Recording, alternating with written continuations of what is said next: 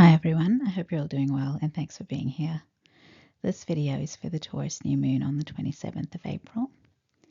The format's going to be the same as always, so we'll take a quick look at the astrology chart and then follow it with the tarot spread for the new moon. We'll have the timestamps for each section in the description box, and before we start we'll just do a quick love pause. This is where we pause the video and take a minute to intentionally send some love out into the universe. You can also just do a Ho'oponopono prayer where you say the 4 sentences, thank you, I love you, I'm sorry, and please forgive me. So we'll pause the video now and I'll see you all on the next slide. Okay, so this is the astrology chart for this new moon in Taurus. Now I often find the astrology and tarot do connect well to each other, so that's why I do it in this order. But if you are not interested in astrology at all, just skip through to the tarot section if you want. But yeah, I'll get started with what we've got here. So highlighted in blue are the sun and the moon, and they're together at 7 degrees of Taurus. And as you can see, we still have some action in the Pisces Aries section of the chart. So that zone from 25 degrees of Pisces to 0 degrees of Aries is where it's happening now, so it's sort of tightened up a little bit. So here we have the North Node, Saturn and Venus, all fairly close, and they're in Pisces. And then we've got Neptune, who's just popped over at 0 degrees of Aries. So I've highlighted all those Pisces planets in red, and Neptune's the one in green on this chart. Now the ruler of this new moon is Venus, so she is one of the planets in the Pisces section. Now all of the planets in that zone are sextiling Uranus in Taurus, which is shown in yellow. So that's actually lending a dynamism to that cluster of energies that they themselves don't tend to possess. So Saturn, Venus, Neptune, not especially dynamic, but Uranus very dynamic. So Uranus in Taurus kind of means that things can shift quite quickly in our material experience. So if those energies in that Pisces Aries area are exploring possibilities, this ability of Uranus to just quickly react might mean that we do make some sudden unexpected decisions. So this is a funny example that popped into my head, so I'm going to share it because I think there may be something to it. So this example is like if you have a crush on someone who's in your friendship group and it's something you're just keeping to yourself and you think about it a lot, but you don't plan to do anything about it. And then you're at a party with this friend and another, loose cannon kind of friend shows up and they do know what's going on. They know you like this other friend and they just want you to stop stuffing around. So what they do is they start doing things like pulling you into conversations with the person that you like and teasing you and suggesting things and so on. So this is a friend who's basically willing to out you, and they're probably going to with the way they're carrying on. Now with this being a sextile, it's still a friendly interaction, but it might just push you into moving forward with something that you may not have been planning to do at this point in time. So if we go back to that imaginary scenario with the friend, they're not pushing the issue because they don't like you. It's actually because they do like you and they don't want you to be sitting on your hands and missing out on something good. So they might look at things and they can see that the friend you like is currently single, but they might not be for long. So they feel like it's a good idea to give you a shove in that direction so you don't miss that opportunity. So Uranus does have that kind of wild card effect. So I'm just getting a sense of maybe there's something you kind of dream about doing, wish you could do, but you kind of aren't ready to do that. And then Uranus comes in with the sextile and it's like, oh yeah, it's happening. But yeah, I mean, that's just an example, but maybe that sort of thing is how these energies will play. Now, the thing that's showing up as intense in this chart is that there's a fixed grand cross here. Now, the lines weren't originally drawn on this chart to Lilith in Scorpio. So I've drawn them in dotted lines here. So Lilith in Scorpio is opposing this new moon. And then at right angles to that, there's an opposition between Pluto in Aquarius and Mars in Leo. So those three I've put in purple. So we've got the blue new moon and the other elements of this fixed grand cross are shown in purple. Now, a fixed grand cross is always about a lot of tension, and these are all not earth signs, these are all fixed signs, and so they tend to be rigid. And when you look at what's involved here, we've got Mars, Pluto, and Lilith. So not only is it a tense energy, these are planets and points that have a lot of energy, a lot of intensity. So it's going to be tense and intense. So there might be a lot of pressure in relation to things that need to change. And ultimately, I feel it's going to be about being honest about what truly matters to you and what you don't want to accept anymore. So the real nitty-gritty kind of stuff is what we're talking about. And the thing is that this might be challenging, but I do feel like it's something that will lead to positive change if you can just be honest. So it's actually a good thing, I feel. It's a bit like how they say a good argument can clear the air. It's like that. So if you can get out what you need to say, I mean, it might upset some people in the immediate term, but once they know the truth, it becomes possible for you to start making different choices and moving in different directions. And if other people don't initially like that, that's okay too, because they're either going to accept it eventually or the relationship is just going to fizzle out because it's not working anymore. But I think, as I said, it is good news that you're able to finally make the changes you want to make. So don't, if the opportunity comes up and there's something you need to be truthful about, then just do it, because it is going to clear things up from this tense perspective that we've got here, or tense situation that we've got here. Now, the last thing to say is that even though this is fixed grand cross, we do have Neptune moderating it, because Neptune's got a trine to Mars and it's got a sextile to Pluto. So Neptune's not, Pluto and Mars are both kind of intense, hot-headed kind of energies, but Neptune's not like that. Neptune is much softer. It's wise, and it's a wise and loving kind of energy. And the way I'm seeing this dynamic, another example, it's a bit like a grandmother energy almost. So I'm thinking of my mother when she's dealing with my sons having a go at each other. So she'll be trying to calm them down and support each of them in a way that doesn't look like she's taking sides either. So she's just trying to get them to calm down so they can reach a point of compromise. So it's almost like this grandmother energy while this opposition is happening. So all in all, I do see this as an interesting chart, because there is the potential for things to change, and big things, because when we're talking about fixed signs, they're things that haven't changed for a long time. So, these energies are trying to force a change there. Now, the other thing to say is that new moons are a time to set new intentions. So I think it would be best to focus on what you want to see manifest in your material reality. So Taurus is an earth sign and it's ruled by Venus. So this new moon carries that divine feminine ability to create something and give life to it. So again, I think it's important. Honesty is important. It's important to be honest about what you want for the future. And that's the only way you can make it happen, really. Because if you're not even prepared to admit what you want, then how are you going to make it happen?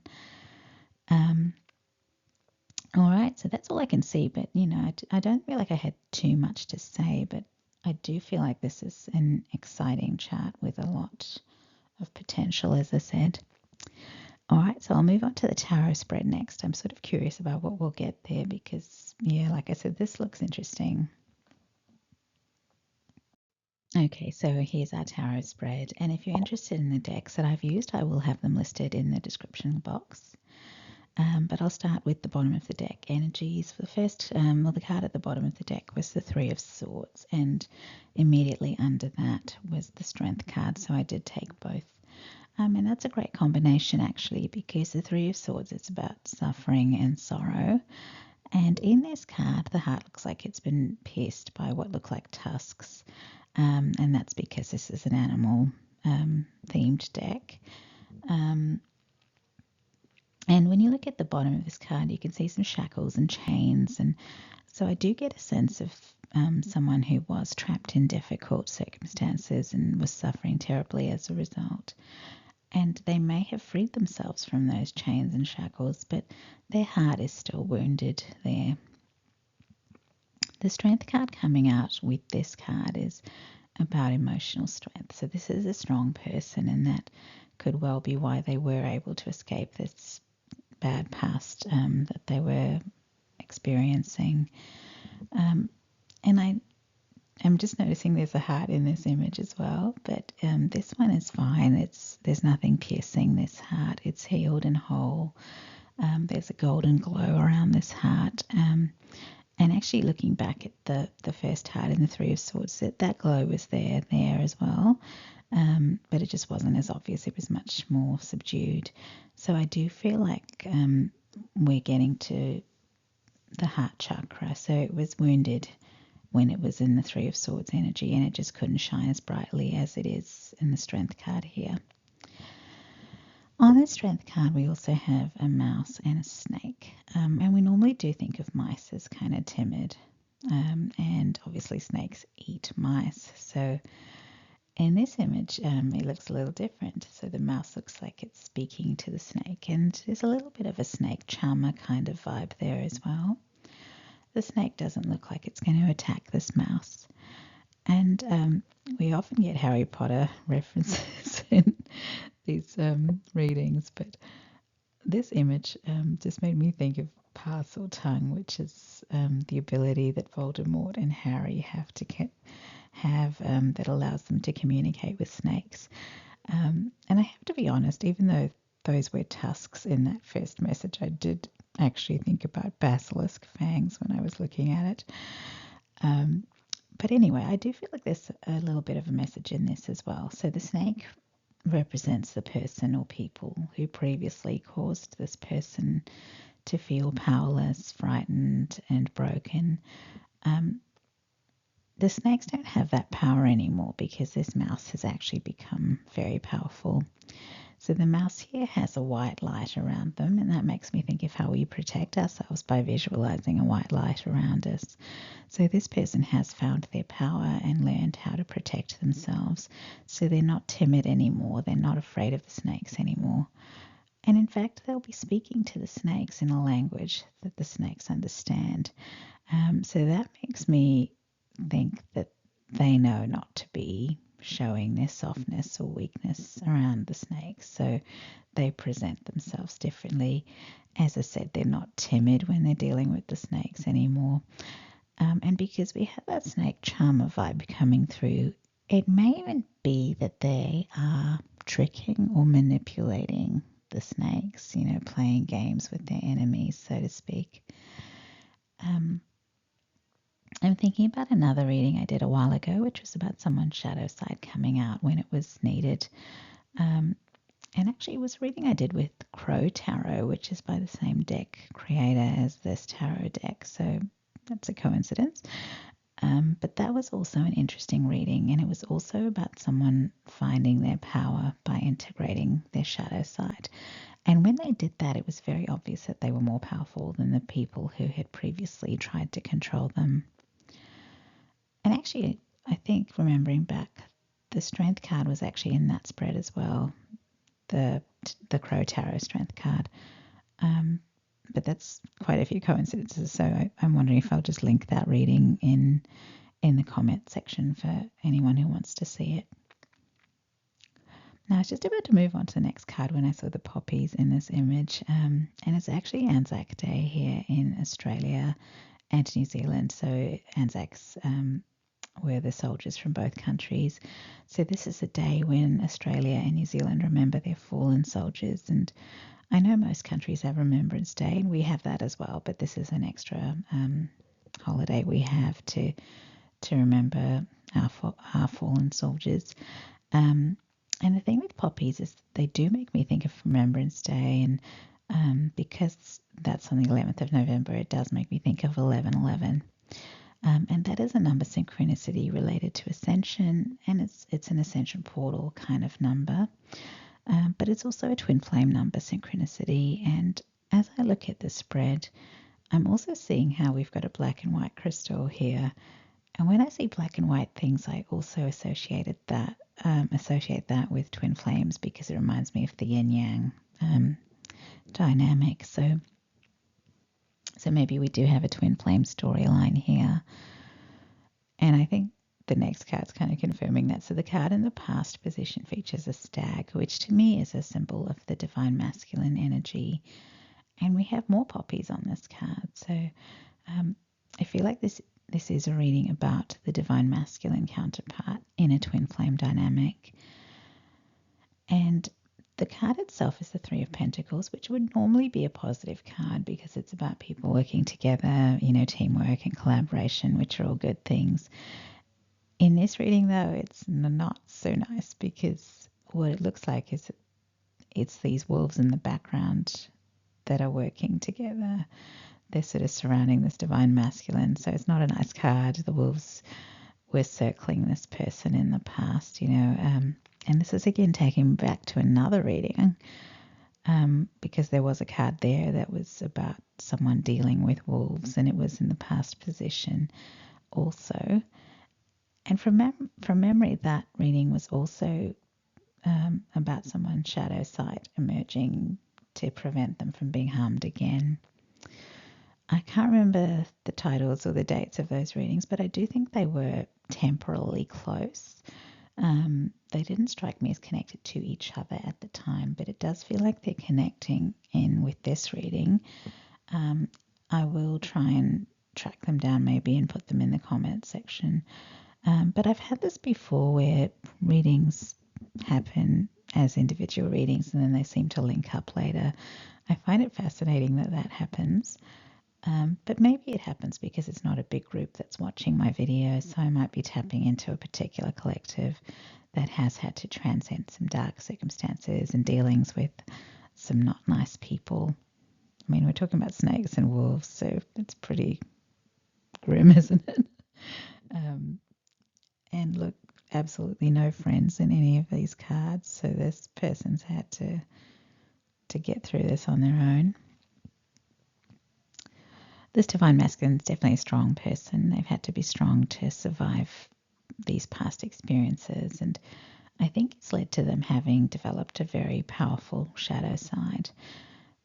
So they've accepted their shadow side as the part of them that can deal with the snakes and wolves and defeat them. What I got in that strength card is that they have healed their heart and it is now healthy and strong. So that's where this person is now. They're not a wounded person anymore, but they do have a strong shadow side. It's actually a significant part of who they are.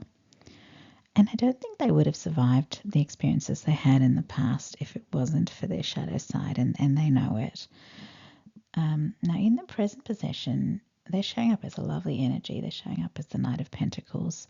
And that's actually one of my favorite archetypes in tarot. So this is someone who commits to bringing their long-term vision to life, and they don't give up. They just keep plodding along, moving forward step by step, building something up brick by brick. They don't care how long it takes. They just keep going because they know that if they keep going, they will eventually accomplish their goal. So it's a slow and steady mindset, a bit like the tortoise in the race. So the tortoise knew that the hare was much faster, so he just decided he would do his best and complete the race. And ultimately he won, but the reason he won was because he was more committed to completing the race than the hare was. I mean, the hare took a nap. He could have just run ahead and completed the race, but he decided to take a nap, so that commitment wasn't there. The Knight of Pentacles does have that commitment. So they know their strengths and their limitations. They don't try to compete with others or keep up with others. So then this is a knight who just does his best to keep making progress with the tools and abilities that he has. He knows that he can only be himself and he can only do what he can do. So it makes no sense to him to compete with what other people can be and do. A tortoise can't be a hare, it can't move as fast, and that's a fact. So this Knight of Pentacles, they just work with what they have and they do their best. They see their vision as something really important to them. They know it will take time, and so they just keep working on it. So this is earth sign energy. I do tend to read it as Virgo. So that's the present energy. So this person is just committed to making something happen. Now the card in the future position is the High Priestess, which is a highly intuitive and psychic energy. This is someone who can see beyond the obvious, beyond the veil. And in this image, the High Priestess is represented by a bat. And that makes me think of someone who has special senses that allow them to navigate in the darkness. Unfortunately, I'm getting from this that maybe there always will be snakes and wolves around this person. But the thing is that they have grown very powerful. They can now sense trouble easily. They have this powerful shadow side that will take over when it needs to. And they play games if they need to play games. And it's because they have no desire to be put through what they went through before. And I am getting playing games. It's interesting to get bat energy when we've had so much about this person's shadow side. So bats do have sort of scary associations. You know, we think of Halloween and vampires and caves and Batman. And Batman actually was a hero who was driven by his shadow self. So again, it just keeps coming up that this person's shadow side is a big presence in this reading. It doesn't mean they're a bad person. I don't get that, because they have that whole healed, glowing heart. They have a good, strong heart, but their shadow side is just a dominant energy here. So maybe they are like Batman in that respect, you know, someone who's on the one hand, they're extremely courageous and heroic and they fight on the good side, but they're also someone who has this strong shadow side. In terms of this masculine, I feel like it is the direct result of all the evil that they've seen and experienced in their lives. They have accepted that their shadow side is a necessary part of their persona, and I guess it's something that other people will have to accept as well. So this person isn't all sweetness and light. They might seem that way, but they're not like that with their enemies. If their bat senses tell them that someone is up to no good, that shadow side of theirs will come out to play. I really was getting play before, and I just got like let's dance in my head. So yeah, so if they get the idea that someone's trying to mess with them, their shadow self thinks, oh, okay, let's dance. So their shadow self is very much like, if you want to mess with me, I'm going to be messing with you too, buddy. So this is what I mean. They're good-hearted, but they have this other side to them. This is quite interesting. I'm getting that if people want to be close to them, they will have to understand and accept that this is who they are. And maybe that's where this twin flame storyline is coming into relevance. So if there is a divine feminine counterpart, she has to be able to accept him as he is. And please ignore all the pronouns I've been using in this reading. I do tend to use he and she for the masculine and feminine, but obviously the people involved can be of any gender, so you can read this however you want to. But getting back to this, the divine feminine has to be okay with who the divine masculine is if she wants to be in union with him. And that could certainly be challenging. I mean, Batman didn't really have any long-term partners. There was no Lois Lane for Batman. He worked with Robin, but I'm not even sure Robin got to see his true depths. He had an interesting dynamic with Catwoman, and I suppose that's because she has her own very strong shadow side, so they had that in common. But really the only one I can think of who truly knew Batman was Alfred. So, he was the constant companion in Bruce Wayne's life. He knew Bruce from a young age. He knew Bruce's story. He knew Bruce's motivations. He knew what Bruce was up to.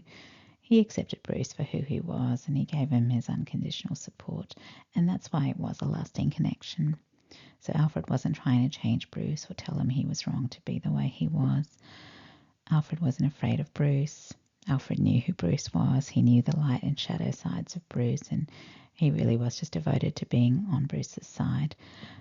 So this is interesting. So I feel like union with this particular divine masculine needs for the feminine to be Alfred-like.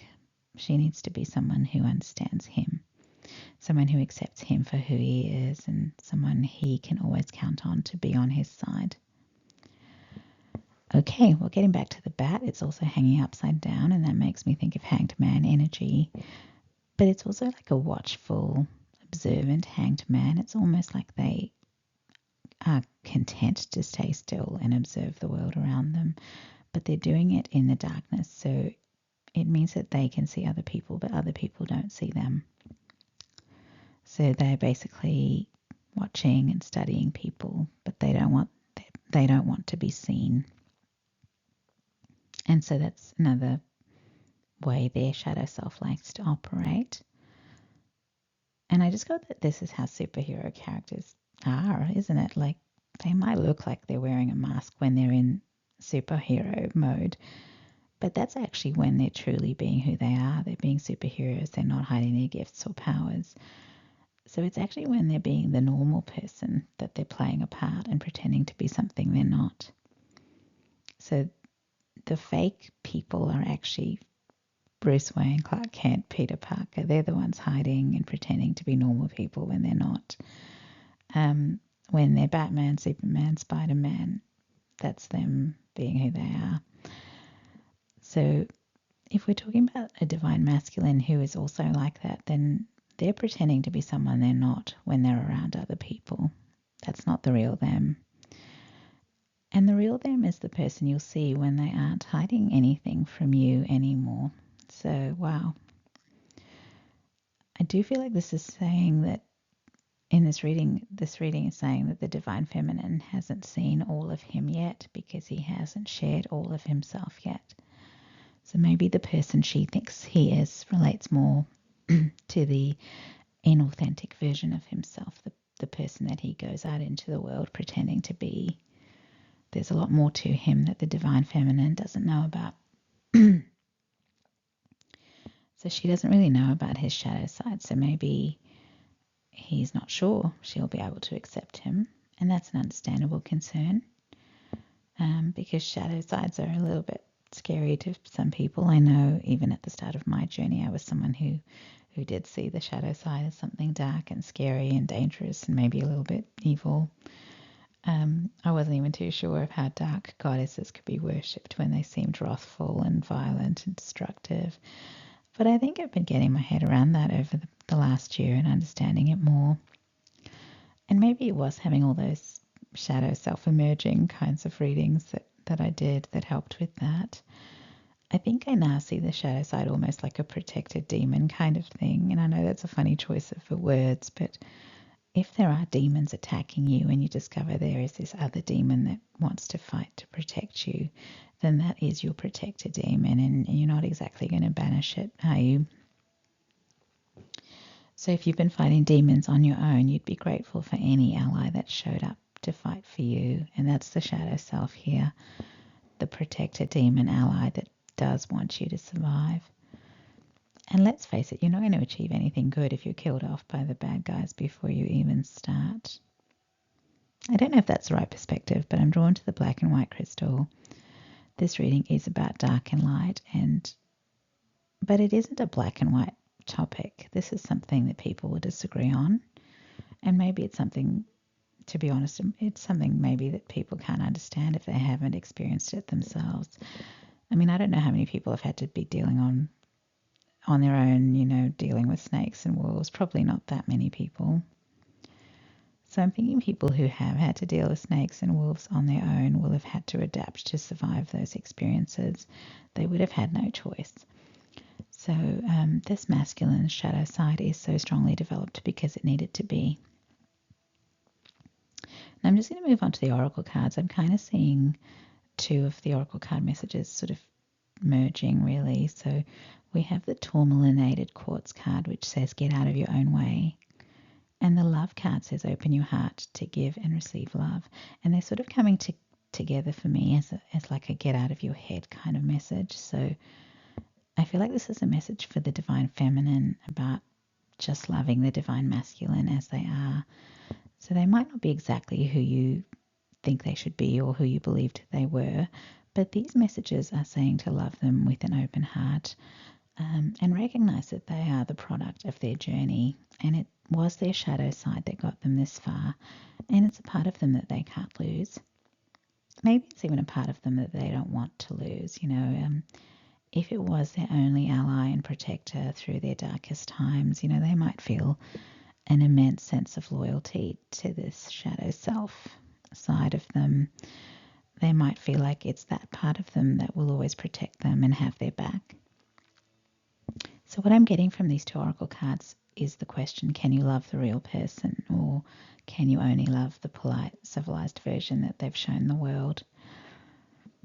The last oracle card is titled Woodwives with the keyword adaptability. And it's interesting that this is talking about wives. A wife is the female counterpart in a marriage, and a marriage is a serious commitment. Just this card itself gives me a strong Queen of Pentacles energy. So that's someone who's calm, very calm, balanced, patient, grounded. And I'm just getting the word safe now as I think about the archetype. So I think that with all of those snake and wolf experiences in the past, this is a masculine who has never felt safe or secure anywhere or with anyone. So that's the thing that they most need in a partner. Someone they know is 100% on their side, not doubting them or judging them or thinking of their shadow side as something terrible and ugly that they can't handle or are afraid of. They want someone who is understanding and supportive. It's like Alfred. So Alfred wasn't a wife, but as I said before, Alfred was just what Bruce needed. I've been thinking about how this might all tie in with the astrology, and all I can think about is that it's relating perhaps to those intense energies that are in that fixed grand cross. So Lilith and Scorpio might very well be about someone's shadow side hiding in the depths and just wanting to be free, wanting to be seen, wanting to be known, because it's opposing the sun in Taurus, which is an earth sign. So that is about what's seen. The sun is very bright. It is seen. So there's this shadow side that's not seen. There's this other version that is seen, and there's this conflict between them. And then we have Mars and Leo, which is really about masculine energy wanting to express itself authentically. And then we have the transformational sign of Pluto, which is in the sign of Aquarius. And Aquarius is a sign about being an individual, being liberated, being rebellious. So all of these energies in this fixed grand cross. So I'm just thinking about all of that and this tarot reading, and I feel like this is a divine masculine who is probably tired of feeling like there's nobody who truly knows who he is. He's perhaps tired of playing the role that he's been playing. Maybe he just wants to be himself, and he's hoping that his counterpart will still be able to love and accept him when she sees the real him.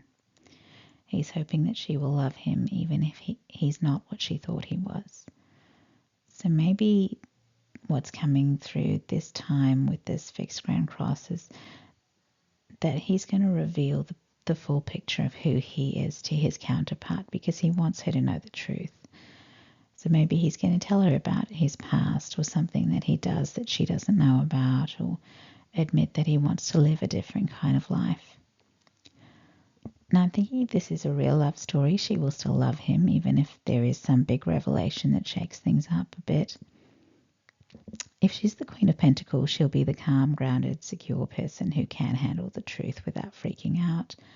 She'll prove that he was right to trust her with the truth. She'll prove that she is someone he can count on. She'll prove that he is safe and secure in a relationship with her. She'll prove that she is on his side. And when you think about it, this is a masculine who's never had another person on his side before. So, if she can prove all of this to him, then he's going to know that he has found his partner. Okay, so we're now done. That was such an interesting reading. So yeah, let me know in the comments if you do have any interesting experiences with this new moon.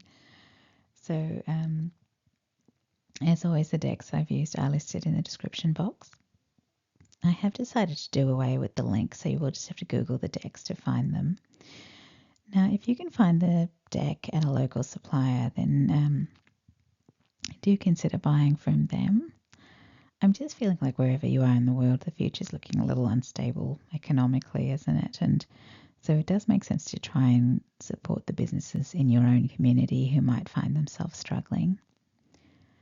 Also, the world's billionaires don't really need our help getting wealthier. I feel like their wealth is just going to grow regardless because of all the investments they have. So I know that we sometimes have no options and have to buy from the big global businesses, but I feel like it's a good idea to make sure we've considered other alternatives, and that's all I'm going to say about that. If you find yourself watching any of my older videos, just a reminder that the decks are always listed in the description box there as well. Now, if you're still here after all that, thanks for watching this video. If you liked the video, please give it a like or leave a comment. And if you really like the video, please consider subscribing to the channel. And a big thank you to everyone who is already subscribed. And that's it, everyone. I hope to see you all at another reading. Take care. Bye.